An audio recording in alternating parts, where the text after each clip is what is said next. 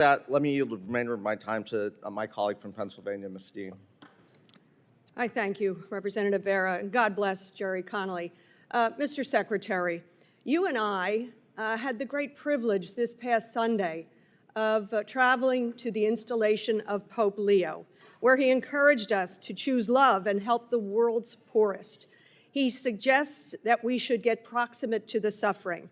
If I were to tell you, Mr. Secretary, that outside that door was a 3-year-old little girl starving, like that photograph, ribs protruding, weak, unable to speak, what would you do? Whatever anybody would do, we would try to help her. I agree. I would too. And that's what we do more than anybody in the world. Anybody would do that. We would go out that door and help that little child. It's your humanity that calls you to do that, to save a single life. Mr. Secretary, Gaza is starving. As of last week, the UN has confirmed, it's the UN, has confirmed at least 57 children have already died of malnutrition and 14,000 more are on the brink of starvation. Food sits just beyond the border for days, for weeks. It was cut off. Please hold the clock for me. Reclaiming my time. I understand they're upset.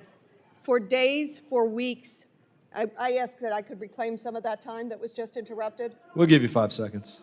5? Additional. Innocent children are dying. Mr. Secretary, Pope Leo has called for an end to the blockade to humanitarian aid, which began by Mr. Netanyahu March the 2nd. He said, the Pope said, the price is being paid by children, the elderly, and the sick. Secretary Rubio, I call upon you and I ask for your affirmation of this.